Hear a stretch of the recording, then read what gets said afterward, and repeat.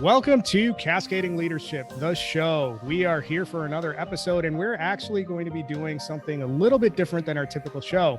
Today, we are doing a special episode, and the topic of the episode is going to be talent attraction, retention, and development in clinical healthcare. So this is going to be a panel discussion, and we wanted to do something a little bit different and a little bit more targeted at a specific audience that has some challenges that we want to deal with. And I'm your host, Jim K. Who else do we have on the show? You have the other host. Hello, Lawrence Brown. And even though you're familiar with myself and Lawrence, we appreciate your support. We haven't even been out for more than a couple of weeks, and we're approaching 130 downloads. So that's a big deal for us, but we're not an established show. So hopefully each episode at some point will be getting hundreds of downloads and we rule the world and all that sort of stuff. With that being said, I think it's important for us to intro our panelists. And today we have two great panelists that are going to be joining us in the discussion. First, we have Adam Shandler. Adam, go ahead and tell us all about your movies and your background and all that sort of stuff. And putting with a hockey stick, right? You only get that every day. But it's a great name to have. It's a great icebreaker, especially in this business when you're dealing with people all day. I just wish I had all those zeros in Adam Sandler's paycheck. Yeah. For what it's worth, I was a big fan of Hubie Halloween. There you go. I have yet to see it, but I'll put it in queue. Maybe after Inventing Anna. Cool. Yeah. Jim, thanks so much for the invite. As Jim mentioned, my name is Adam Shandler. I am the Director of Learning and Development and Talent Acquisition at an organization called the VNA Health Group, which is the second largest independent home health and hospice organization in the country. We provide home health and hospice services in 3 states: New Jersey, where we're headquartered, Northeast Ohio, where I know one of our other panelists is based, the Cleveland area, and South Florida. As far as my background goes, close to 20 years or around 20 years. I never thought I'd ever get to the point in my life where I'd say I did 20 years of anything, but it has happened. But I've been in HR in some permutation of the healthcare space. I was in generic pharma, big pharma, medical devices, managed healthcare. Before that, I was in radio, but eventually wanted to move out of my parents' basement because there's only so long you could stare at a Jim Morrison blacklight for the rest of your life. So went on and found a career where I could monetize a little bit more. Certification-wise, organizational development coach and a certified master facilitator. Great to be here. You left something really important out, Adam. You are also a podcast host. Oh, I'm a podcaster. Yeah, I wasn't sure if I could be a shill and also plug my podcast, which is called Bad to the Dad. Our 7th season, close to 100 episodes, where we interview dads of all walks of life. And I can only hope, Jim, in your busy schedule, that you make time for us in season number 7. I think it's going to be awesome. LB is a dad as well. So we got to exchange numbers after this. Oh, absolutely. Thanks for telling us a little bit about yourself, Adam. LB, who else do we have on here? Other guest is Scott Galanos. Scott, you want to tell us a little bit about your background and how you found? Yeah, I appreciate it, LB. I don't have the luxury of having a celebrity kind of name to get some callbacks, but you got my last name right. Usually I get Galanos, or my history teacher used to say Mr. Galapagos. We're at least starting off on the right foot there. So Scott Galanos, I am from Northeast Ohio, and I work for a group called Addison Group that's based out of Chicago. I'm actually celebrating my 10-year anniversary this June, which I'm proud of. And during that time, I've had the pleasure of opening 4 offices in Denver, Phoenix, Charlotte, and most recently, our focus is healthcare staffing consulting with healthcare organizations. We help candidates find careers. We solve problems for different healthcare organizations across the country. To give you a little bit of insight on just some numbers, since the pandemic, we've met as a group with 17,000 healthcare leaders, and we've placed 10,000 candidates in multiple positions across the country. We're hard at work during the COVID era and just trying to help candidates and clients alike. Just a quick show note for those in the audience. Scott is a big fan of quote unquote America's team, the Cleveland Browns, but you have Adam and I, who are big fans of the Jets. Yes, long suffering. Yes, long suffering. And you know what, to make it even worse, I'm also a Bears fan, which is dual conference suffering. I guess misery loves company. Adam, you and I got to hang out. I wasn't even going to acknowledge the Bears, but I guess they're my team. We've always been deemed a mistake on the lake ever since I was a kid, and I thought there'd be some hope when the Browns made the playoffs last year, and then we missed them this year, and we turned into what the kids are calling a dumpster fire. So I'm not sure if we'll make it back, but the Cavs are on the up and up. I could easily turn this into a sports talk radio show, but that's not really why we're here. Full disclosure, Scott and I actually worked together briefly at Addison Group. I have a thing for companies that are either green or blue in terms of logos. So you can follow my trajectory there. I would strongly encourage anyone that is listening to the show to reach out to Adam and to Scott and obviously LB and I on LinkedIn and network. We are here to help in however we can advance your career and your businesses. So that's the whole purpose of the show in general. So with all that being said, I want to set the stage here. Everybody's heard about the resignation, the great rethink, the great reshuffle, whatever the phrase is for the week. And the solutions for that in most other sectors seem to be pretty uniform. If you cater to the employee, if you cater to what's important in terms of work-life balance and flexibility and all that sort of stuff, you can solve a lot of your problems. And the fact that we have to say that out loud is interesting in and of itself. But when you're dealing with the clinical and non-clinical healthcare space, which is the space that both Scott and Adam serve, you can't have hybrid work as a solution. You can't have the standard solutions apply because these are in general frontline or frontline adjacent folks that don't have the option of flexible work. So one of the things that we want to accomplish in this conversation is spell out the voice of the candidate and map out for clients who are struggling with all of the same talent challenges that every other client is struggling with, a way to machine their process and make their roles in their organizations much more appealing. And then once you bring the people in, have a defined pathway to retain and develop them. So that's the big, hairy, ugly goal. And we're not going to solve it in one conversation, but that's why we're all here. A good place for all of us to start the conversation is let's really take some time to understand what are the candidates that you're dealing with saying? What are you hearing from the people that you serve in terms of what they're looking for in their next job? I'll hand it off to Adam. So Jim, you're right. There is this thing called the Great Resignation. I don't want to deny or ignore that because we've been the victims of it even at our own organization. People planning, leaving, finding other ways to put food on the table, but they're tired. And I think COVID had a lot to do with that. There's an exit effect that starts with a few, and as a few leave, all that work has to be piled onto somebody else. And next thing, you're in our space, a home health nurse who went from 4 visits a day to 8 visits a day. And then you got to get home and do your documentation. And I don't want to get into the ugly details, just trying to give you the day in the life of what our critical mass is going through. So the resignation is happening, and people, I think, are looking for just a break, a lifestyle where they don't have to get up every morning and it's Groundhog Day and go through the same heavy lifting. But I think what we're seeing more of is not so much resignation, but the great need for flexibility, because there is still a mass population of clinicians, at least in our space, that loves taking care of patients. They love nursing, they love social work, they love physical therapy, they love being a home health aide, but they want to do it on their own terms. So one solution that we're experimenting with, and we actually started it in Scott's universe in Northeast Ohio, is this marketing program called We Get It. And for those of you who are children of the 80s, like myself, you might remember the old Burger King campaign, Have It Your Way. You want a hamburger with pickles and lettuce and tomato and cheese, the works, you can have it. If you just want a hamburger with onions, you can have it. So where am I going with this from a candidate retention perspective? So the We Get It program really speaks to the sensibilities of what's going on in the world of a clinician. We get it that you have to work and put food on the table, but you also want to be available at 3 o'clock for your kid's soccer game. You want to be able to take a break between 12 and 1:30 or 12 and 2 and take care of that elderly parent. You want to be at the spelling bees, the dance recitals, etc. So we have come up with a work format where we'll accept that. We would rather have somebody work a part-time or schedule hybrid type of position than not hire a talented clinician at all and not be able to, because every time we have a patient who says, I need a nurse, and we can't provide that, we can't bill, and obviously our revenue stream is cut off.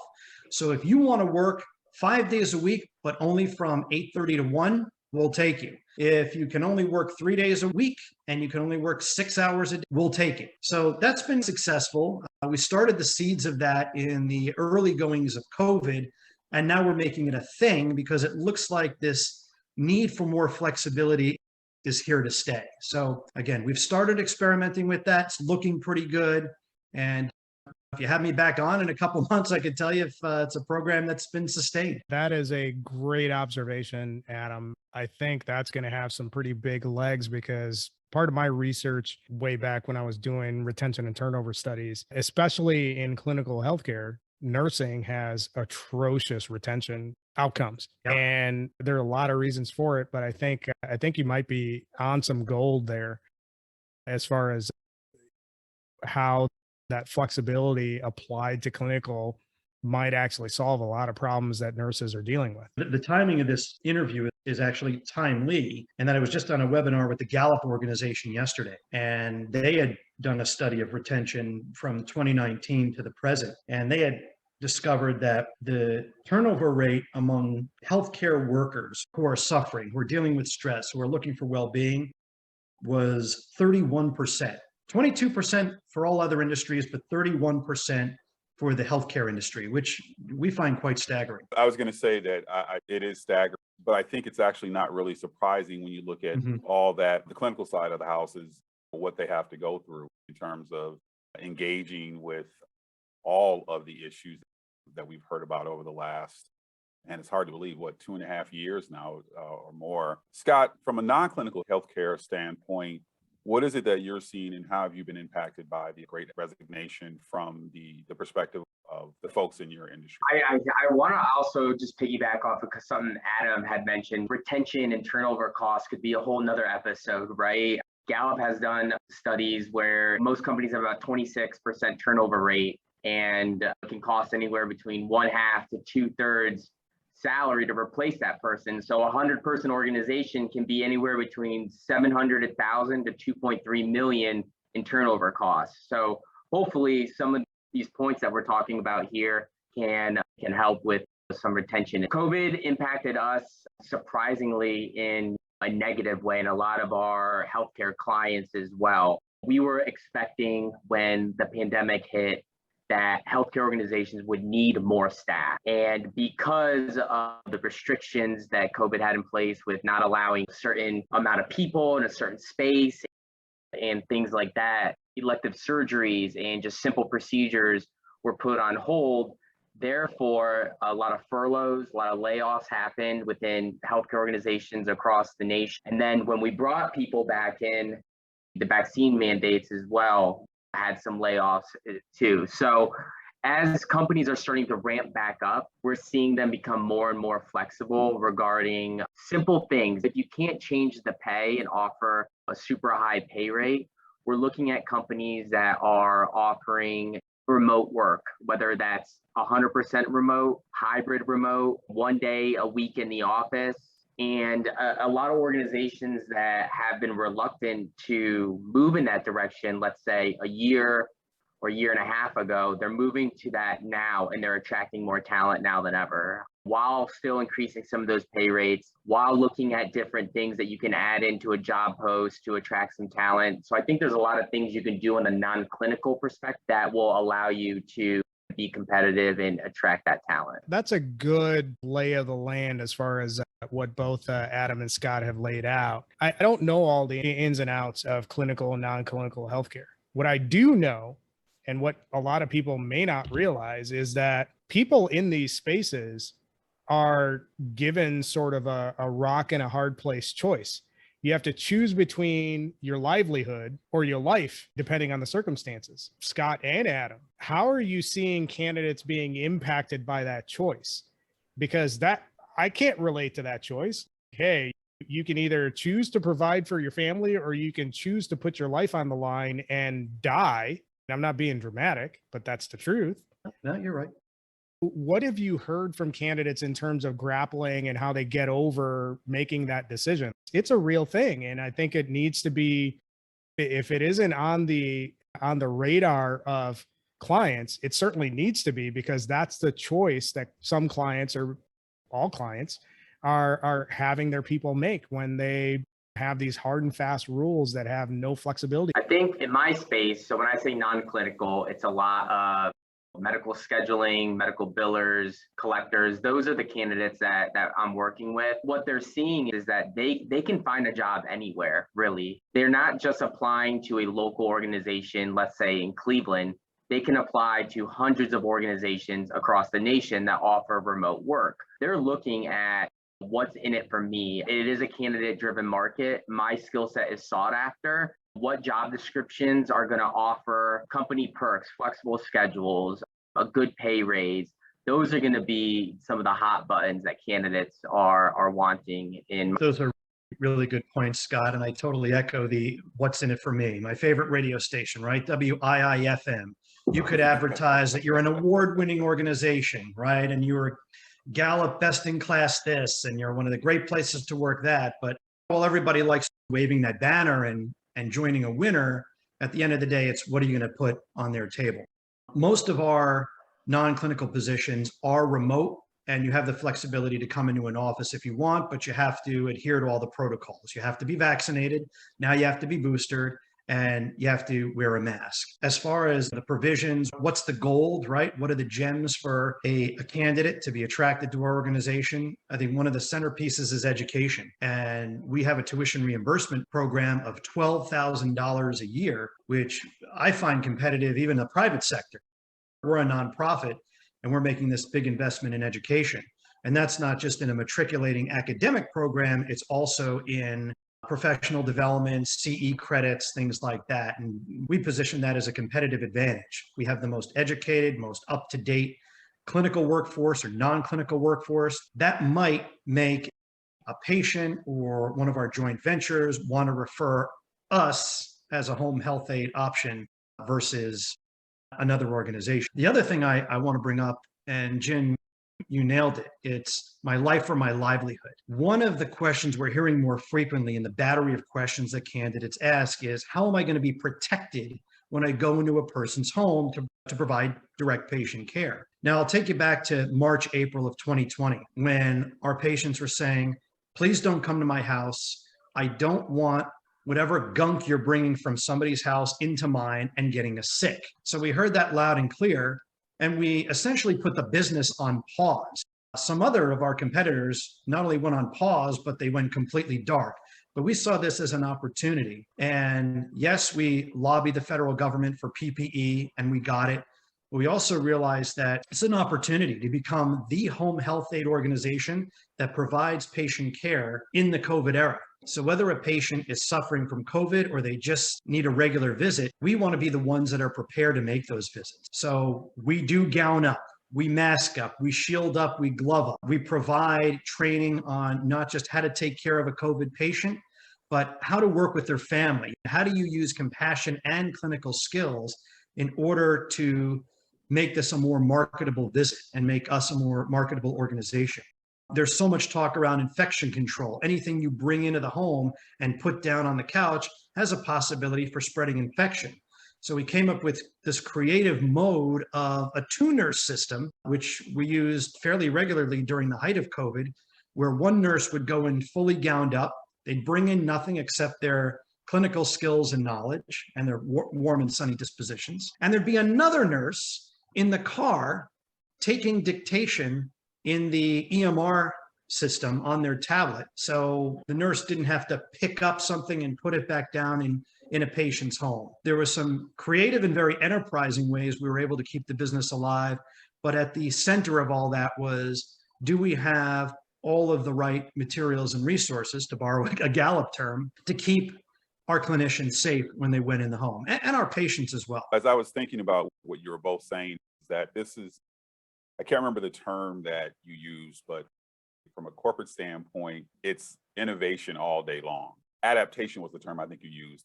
And so that adaptation, based off of what both Scott and Adam have talked about, it's really remarkable because Jim's question at the top was the impact for your actual employees.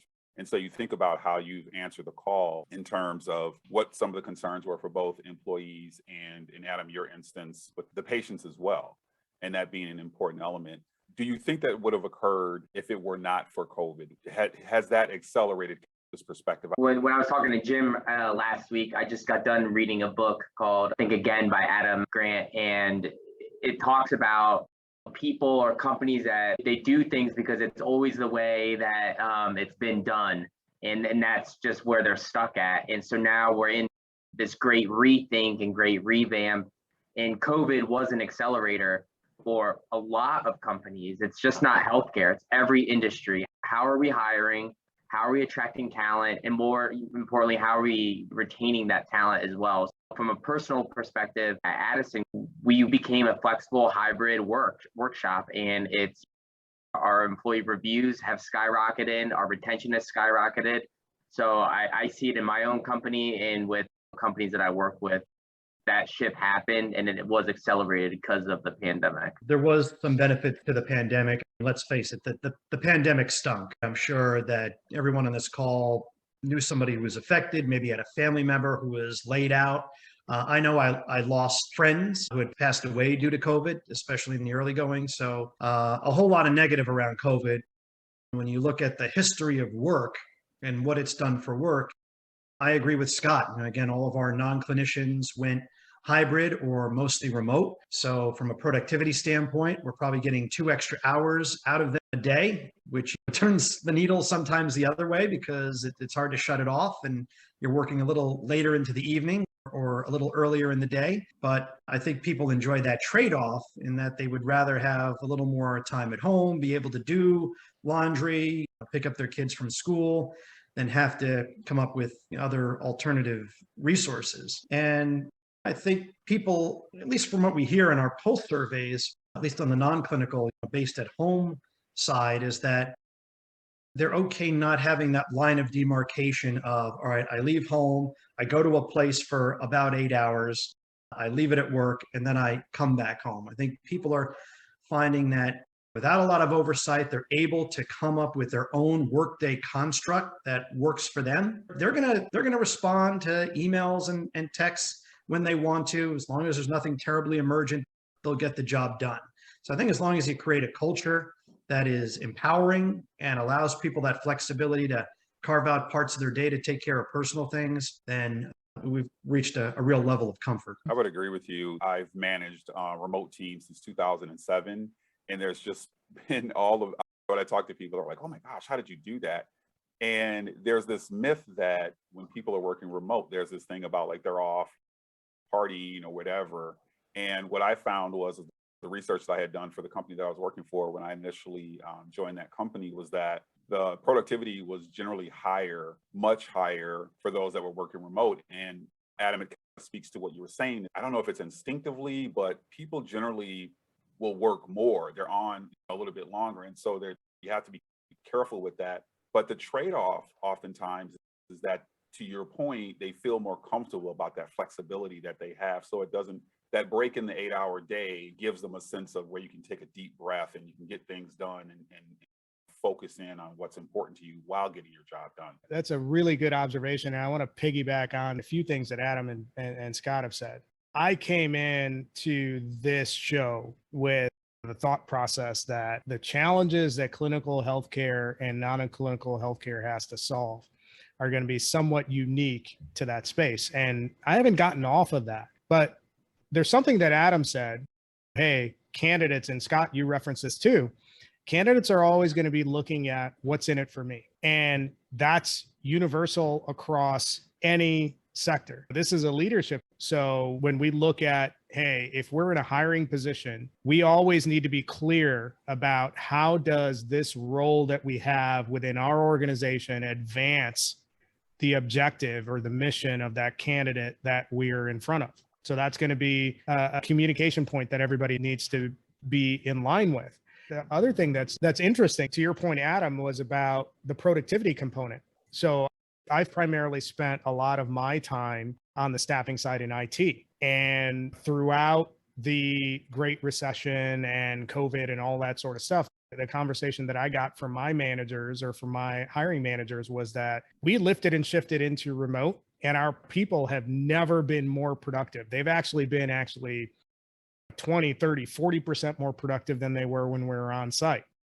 And that hints at something when you look at the question of, do you trust your people to do the job, or do you not trust your people to do the job?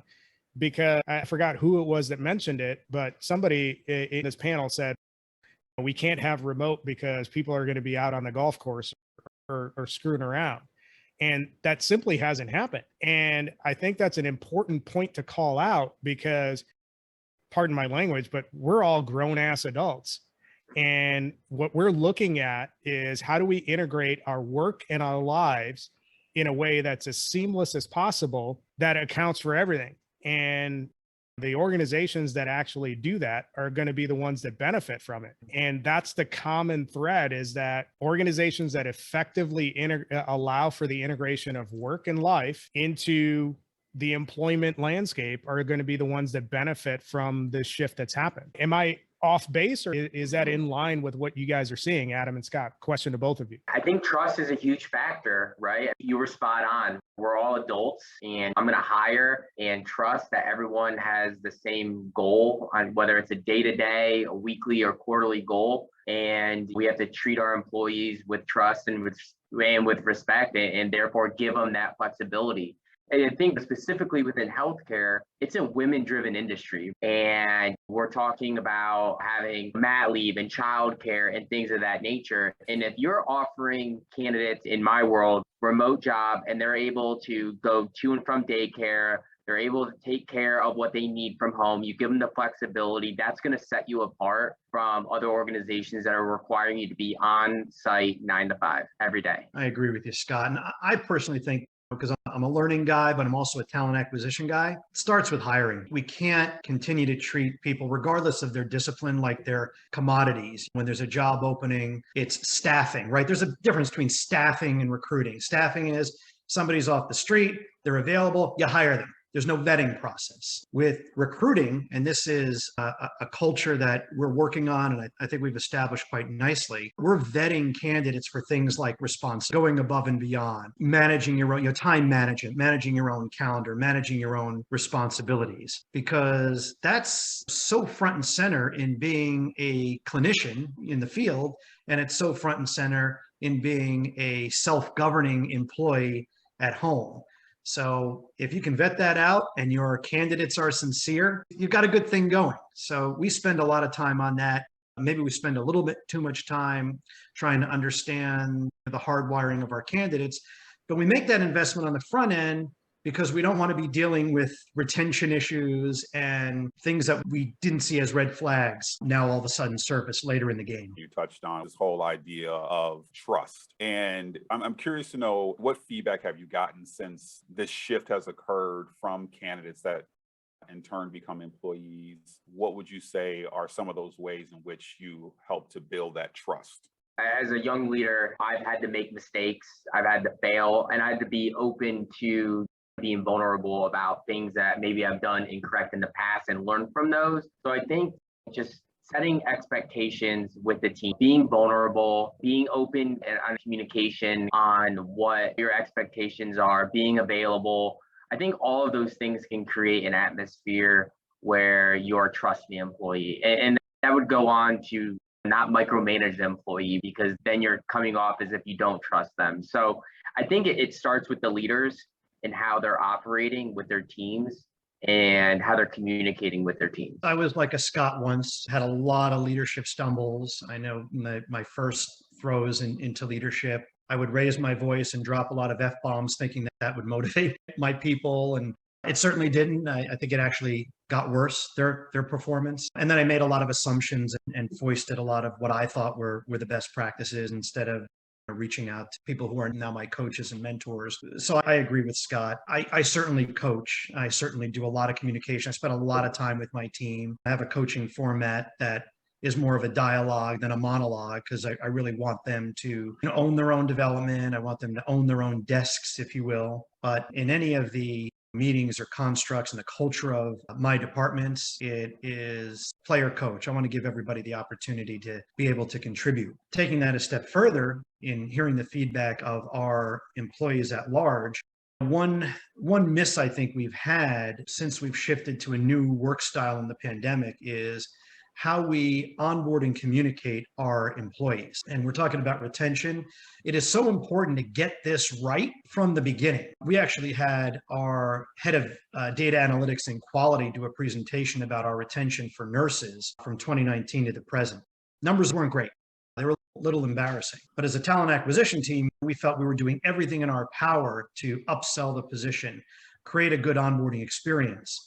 And what happened was when we passed them off to the managers, were so busy and so blind to the investment that they needed to make in making sure that their new employees were off to the right foot, on the right foot, that we found a real retention gap, especially in that first 90-day to, maybe first 120-day window. So that was a call to action for us. This is good from a leadership perspective.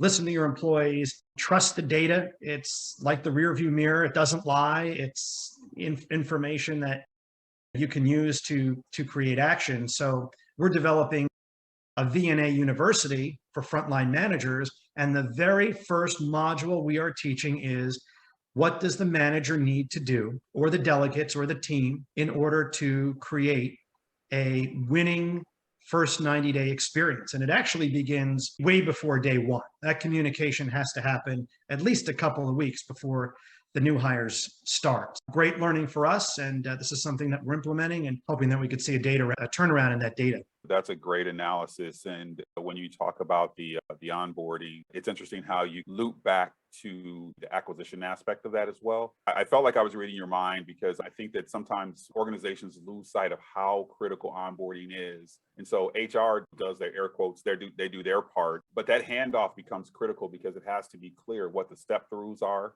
And then actually now you have this manager that's going to take on that onboarding, but is also pressed for outcomes. At the same time, we're trying to bring somebody along and, oh, we'll get that later, and later never happens. Adam, great point on the onboarding component. There's a ton of data that we're all aware of that talks about the more effective your onboarding experience is, the better your retention outcomes. And if you're full out nerd like me and LB, you can go and look at the journal articles. Most people aren't. Just take my word for it. I want to take a step back real quick and pose this to Scott. I want to talk about the acquisition component. If you're looking at getting the right talent, whatever that looks like for your organization, Scott, what advice do you have for clients in terms of what they need to do from a blocking and tackling perspective to get the best candidates on the marketplace? Because I think that's a big gap. So what insight do you have on what they should be doing to more effectively find the right talent for their positions? I wish I had the magic one-liner that would open up the floodgates for talent for all of the organizations. But I think the days of finding the perfect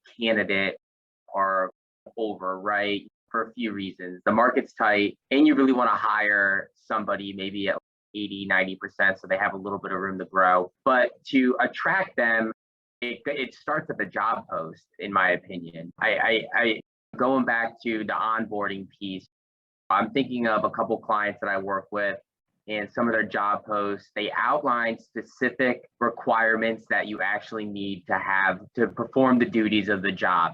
There's not 100 bullet points where someone's going to be deterred from applying. And then we can get into a whole nother aspect of how DEI initiatives are failing because someone's looking at crazy job description and they're already counting themselves out because no one has 100 requirements. And that blocks a lot of applicants coming through HR, through applicant tracking systems. So back to this job description, it was 5 or 6 bullet points. It outlined the day-to-day. It outlined the interview process, the onboarding process, what the first 90 days look like, the first 6 months look like, and then perks of why you should work at this company. I thought it was well written. They have no issues really attracting talent. And the specific company was Sprout Social too, where they outlined a lot of this in there. And I thought it was I thought it was really unique because they broke out 3, 6, 12, the type of team they'd be on. And that's where I think the innovation piece comes in too, where we talked about that earlier. Circling back to that is being innovative and being able to be creative to attract some of this talent from your job post, and then being able to streamline a hiring process and communication to get them in the door. You just referenced a company that I'm a huge fan of, but if organizations are looking for a template of how they tie in mission, vision, values, and outcomes to their position descriptions, they need to steal like every single thing that Sprout Social does, because they're a tech unicorn that does it. 3 out of 4 of us have spent some time in staffing, and we've seen what a typical job description looks like. It's 120 bullets of mundane crap that doesn't mean anything. And more often than not, it's 6 roles in one and 30% below market in terms of what they want to pay for it. So you're already stacking the deck against your outcomes. And I think, Scott, to your point, if you want to make sure that you have the best candidates in the marketplace applying to your job, focus on outcomes, streamline your positions, talk about what you're trying to accomplish as an organization. Now, that might work for non-clinical healthcare.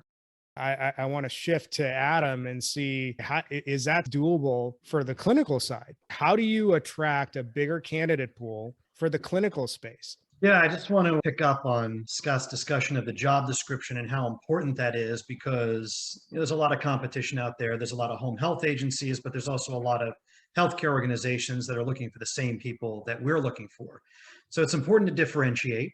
And I think there's no harm in a little storytelling in your job descriptions and using a little good humor, right? Entertaining your candidates. So one example I'll give you, and this is not a terribly original thought. It's something that I actually borrowed from Lou Adler, who is the author of Hire with Your Head. Jim, you know from Lou, I've seen him speak. I've had dinner with this guy. He's a real guru when it comes to attracting talent. And he's the oracle of the anti-boring job description. Wants everyone to write something a little more entertaining. He actually encourages you to write a performance profile versus a job description, but still be entertaining to get that hook. One of the examples he provided that I had actually used in a few of the companies in my past lives is this voice where you're actually speaking from the future. And it's the year, well, now it's already 2022. The year is 2025. And we want to thank you for everything that you've done in this position. You have helped increase our referrals by X. You saw X amount of patients. You got us this award and that award. You helped to recruit X number of people. So you're putting the parlance of what the job is into a story that has this almost sci-fi element to it, but you're still positioning a role in a very exciting and enthusiastic way. So I think it's important that you try to find ways to differentiate yourself. You get creative. Just because we're clinical, just because we're highly regulated, does not mean that we have to have stale job descriptions, to Scott's point, that have 100 bullet points that will never be achieved, especially in the course of a year, because there's just not enough hours in the day, and human beings can conceivably achieve everything that's being asked in that wish list. So I think that creativity is important, but I also think you have to hustle. You got to push those messages out. The post and pray days are gone. You got to be out there. And I think one way that's been effective for us is doing it digitally and doing those text ads and email blasts. As a marketer to my heart went through, and probably I am the anomaly of what Jim was describing, as you all three haven't been in staffing and acquisition. I also look at it this way when I'm looking at posts when I was in the market, and I actually looked for the ones that were more streamlined, that were more straightforward. I think, Adam, to what you're saying, it does stand out, because what you have to remember is that no matter what you're putting out there as a job description, you're telling a story, and that is an absolute opportunity to begin that journey with going from prospective candidate to a hire. It's about that story, and it's about the marketing that you recognize. And more companies that are savvy about that, if you scour LinkedIn and you look at some of the ones that will give you pause as you're reading them, are the ones that are doing what you had said, Adam. And to Scott, what you were saying was that how it's more streamlined, it's getting to the nuts and bolts of what you need. And that doesn't mean that you necessarily have to pull away the critical elements. That's just what you talk about. You talk about the critical elements as opposed to all these things that will push people away in a market where there's just extreme demand and where, quite frankly, the candidate is in the driver's seat. One thing that I want to tie together, and this goes right to what Scott was saying. We've all worked with great leaders in our careers. And what do the most effective leaders, or maybe the most inspirational leaders, do really well? They point a vision for success. So if you're looking at the talent strategy and how you solve that for an organization, whoever's involved in that process, their job descriptions should be pointing a vision for success on what's in it for the candidate that gets this job. How is this going to advance the ball or move the needle for you in advancing your career? That's the tie-in that stood out as soon as Scott mentioned it, as soon as Adam was talking about it. If we take the job description as a leadership competency, you should be painting a picture of what success looks like in execution. And Adam, to your point, it's a good thing that nobody that's listening to this can see the chat. I totally went fanboy as soon as you mentioned Lou Adler. He's quite a luminary, but since we're nerding out and sharing books, I subscribe to the Bible known as The Leadership Challenge by Kouzes and Posner, which it's such a great book for foundational leadership. It was written by two professors of leadership at Santa Clara University back in 1983. They had done hundreds of interviews, thousands of case studies, broke it down into the best leaders have 5 practices of exemplary leadership. Not to go into massive detail, one of those practices is inspire a shared vision, right? So get the buy-in, get something that people will want to be a part of. If you're an organization that doesn't have necessarily the capital to offer big raises, at least you're providing an adventure. You're providing a career journey that will, as you say, Jim, help to edify, move the dial for the employee so they can grow and they can get stronger in their career and they can ultimately lead or do whatever they aspire to. Thanks, Adam. You just added another book to the 6 that I'm reading concurrently right now. So my wife is going to give me a beating because I'm just running up the Kindle charges on Amazon. Scott, I want to come back to you and close the loop on the talent attraction side of it. You talked about some of the things a position description needs to look like in order to maximize the applicant traffic. What else needs to be there from a process perspective, a company perspective, a role perspective, to make sure that you're getting the best available or the best candidates, not just the best available candidates, because there is a difference. What are things that companies need to look at in incorporating into their position descriptions to get that velocity that they need and get the volume that they need? I think that's a good question. And a lot of companies are probably asking themselves that question. From my perspective, sometimes less is more. When we have these lengthy descriptions, it's not only deterring the candidate, but then then there's a human error because you have a talent acquisition recruiter or someone in HR that is looking at a resume and looking at this long job description. And if the two aren't adding up, they're not even calling the candidate. So I think less is more. So that way, some of those points in that job description translate to the candidate's resume. Outlining a goal of the job, right? So something measurable would be helpful.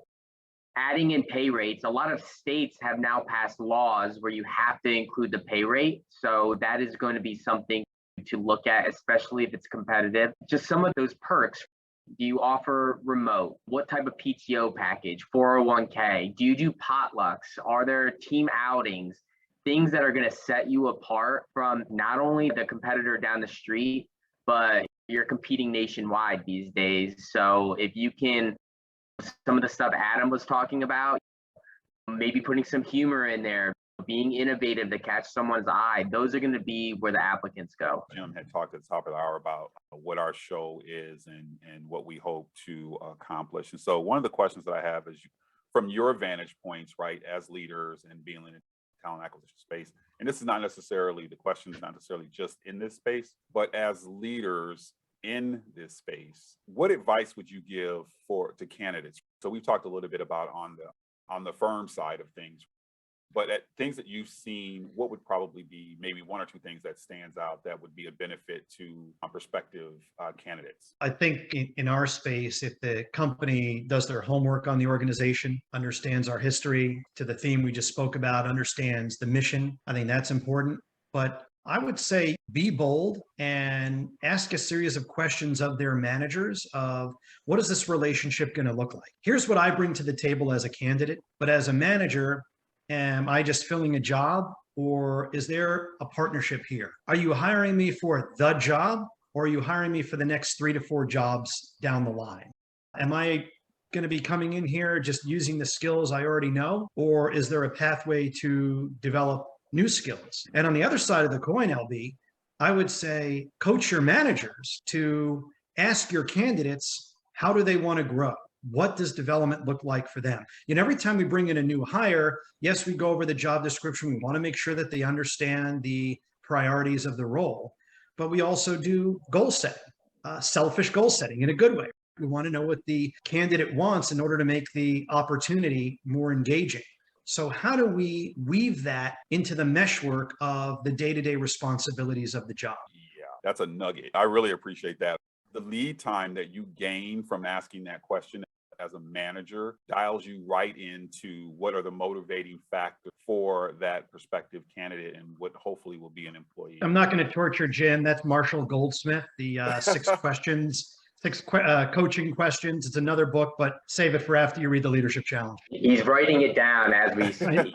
I know. I can only imagine Jim's notebook right now. I'm like 5 seconds away from channeling my inner ogre from Revenge of the Nerds. There's only probably 10% of the audience that even catches that reference. I think on the candidate side, keep track of where you're applying. I think that's always important for follow-up. You can connect with some of these individuals on LinkedIn and start a conversation through the messenger there.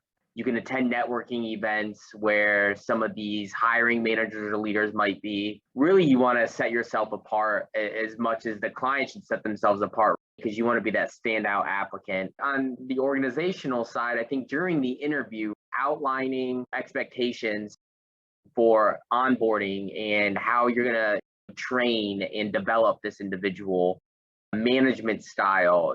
As much as we're interviewing the candidate, we've talked about how tight the market is. The candidate is interviewing, and we need to be able to sell ourselves as leaders and sell our organizations. So when they do get multiple offers, we're at the top of the list. That's a monster point there, Scott. One of the objectives of cascading leadership in general is to build common ground to move forward. While the healthcare and non-clinical healthcare space is a little bit different as far as a sector, a lot of the things that you're pointing out, there's a lot of common ground there that is transferable to any other industry. And I think one of the things that you both are talking about is the fundamental shift that has occurred in the employee-employer relationship.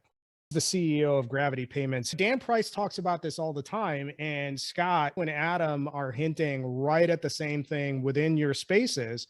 The employee-employer relationship has fundamentally shifted to the point where it is more of an equal footing. And that's crucial because now employees finally have a voice on what that relationship looks like. And independent of the sector that you're in, it's not out of the realm of acceptable behavior to really tie into what does your personal professional vision look like, and what does that look like in an organization that you want to work for. And those organizations that best tie those things together are the ones that are going to win. So the old ways of thinking, sorry, I'm soapboxing. I'm totally soapboxing here. The old ways of thinking of, hey, you're just a cog in the wheel and you just check in and you're at the whims of whatever we say is acceptable are done. So I think what I'm gathering from both you and Adam is that if employers are thinking that way, they're in for a world of hurt. Am I off base in that analysis?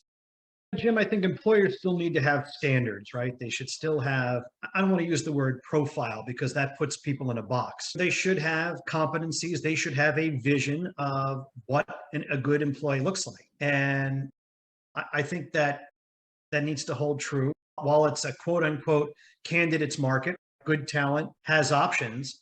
I still think that the top employers with the best reputations, they can also be a little select about the people that they hire. But you use the word, it's equal footing. I think that the candidate has to take on the mantle of responsibility of doing their homework and presenting well and showcasing all the skills that they have to be a qualified candidate.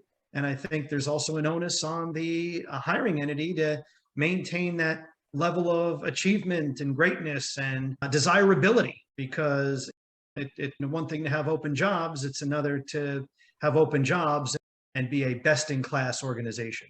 And maybe that's a little too high and mighty, but I think you get the drift of the theme there. Absolutely. I think that's fair. This has been a phenomenal conversation. And I think it's really in a nerd area for both Lawrence and I, and especially me. So maybe not as much Lawrence.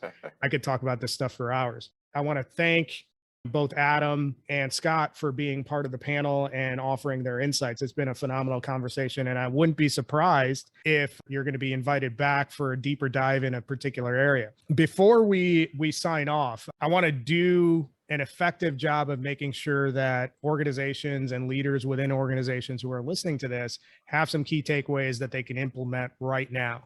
So, Scott, when we're solving, or at least attempting to solve, the talent acquisition challenges that clinical and non-clinical healthcare organizations will have, what are the things that organizations should be doing to increase candidate flow and make their positions more attractive for a prospective candidate to join? There's 2 points that you can implement right away, like tomorrow if you wanted to, and there's 2 points that may take time, right?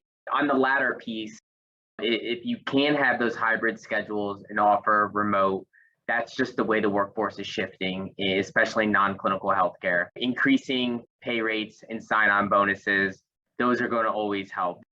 Those things might take 6, 12 months to implement, but things that we can do right away is maybe tweaking job descriptions, adding in some of that sizzle that's going to jump off the page to a candidate, and then selling yourself in an interview.